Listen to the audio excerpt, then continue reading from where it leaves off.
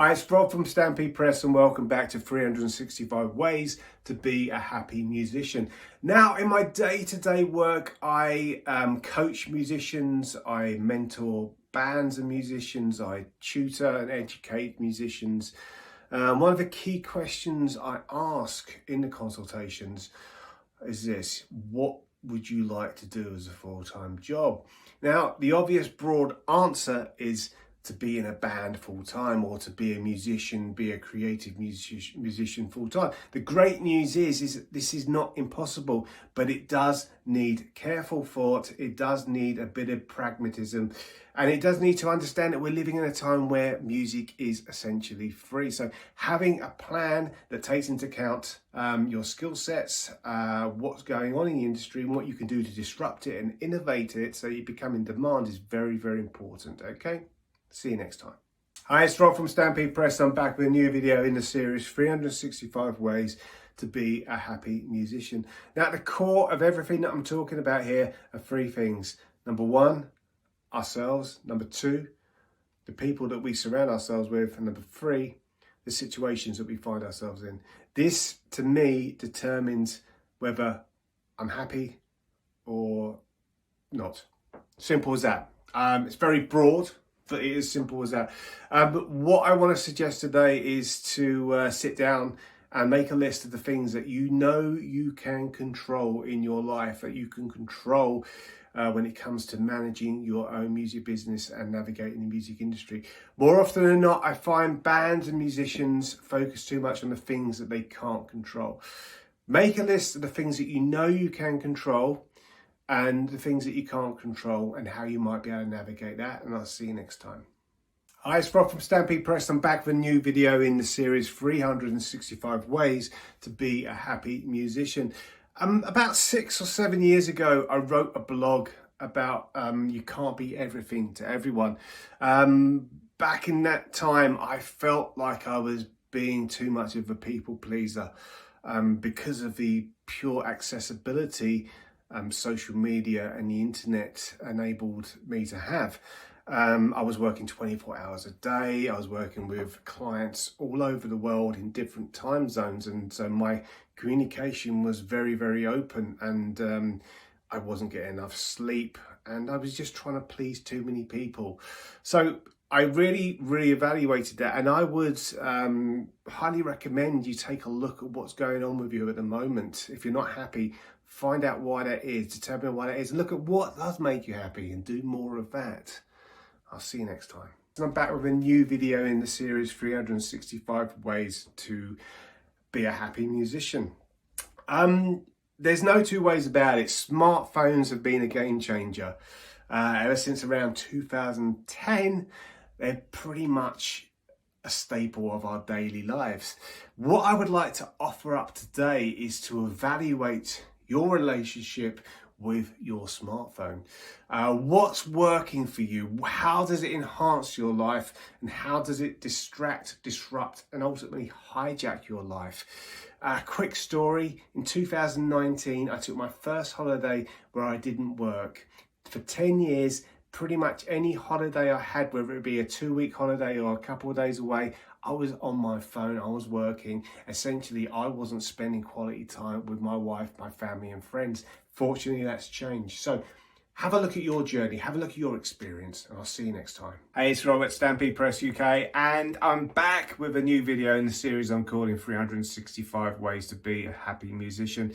As part of this programming, I want to be giving some shout outs to music industry professionals that I hold in high regard, that I trust implicitly. And that person today is Emma Scott at Plug-in Baby.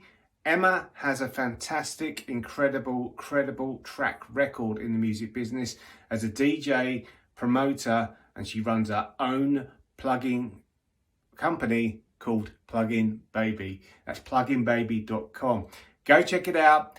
She does an incredible job for bands and artists every day, servicing their singles to radio outlets worldwide.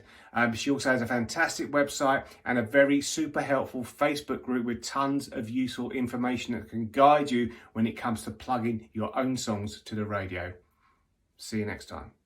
Hey, it's Rob from Stampede Press. I'm back with a new video in the 365 ways to be a happy musician.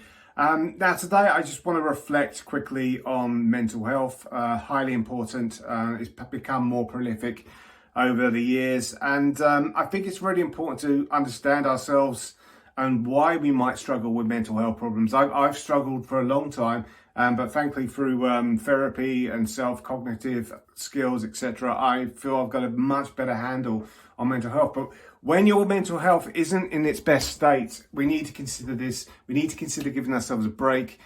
We shouldn't feel guilty for not doing the normal things that we normally do, because sometimes they can seem extremely difficult. It's okay to struggle, but we need to rest, recover. We need to be kind to ourselves. We need to be patient. We need to understand this is temporary. And crucially, really importantly, we need to talk as well to those that care about us. See you next time. 365 ways to be a happy musician. I'm Rob from Stampede Press. And today I want to talk about stress. I'm a very stressed person. I might not seem it, but I do struggle with stress. I'm also very shy and introverted, so I have to find ways to be an extrovert in order to get opportunities. Now, with that, sometimes comes stress. Why? Well, because a lot of the time it could be I'm doing something new, I don't understand what I'm doing, I'm trying to get to the end before I've actually taken the necessary steps in order to do it. So what I tend to have nowadays is what I call a 10-step program.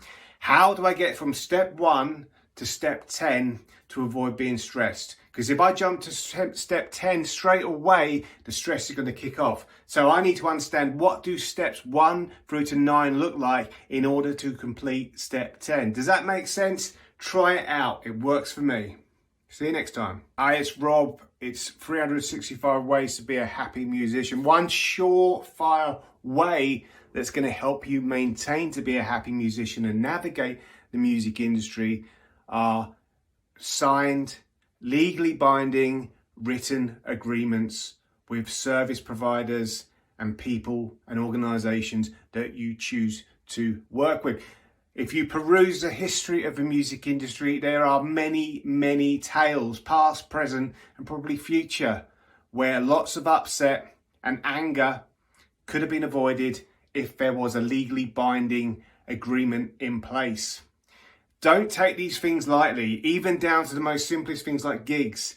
Get an agreement in place. Record labels, get an agreement in place that's legally binding, can protect you and the service provider. Consider working with a music lawyer. They can save you a lot of time and keep your passion. See you next time. It's Rob. It's another episode of 365 ways to be a happy musician. And today I want to talk about the marathon. I want to talk about the sprint.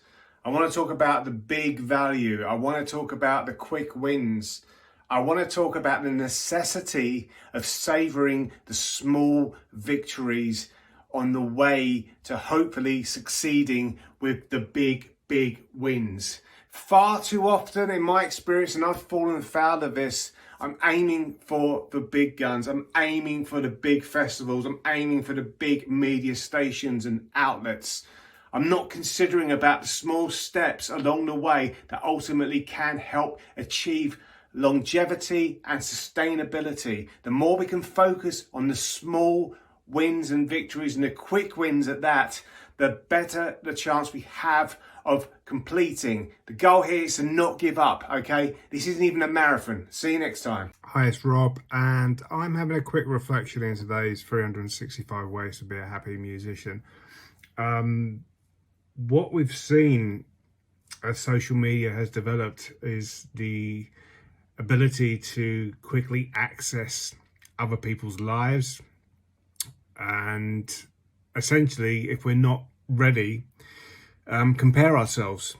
In the case of musicians, we might be looking at other bands and artists and wondering why they're getting all these fantastic gigs, reviews, playing at festivals, being featured by big press and media, radio stations, streaming plugin numbers, etc.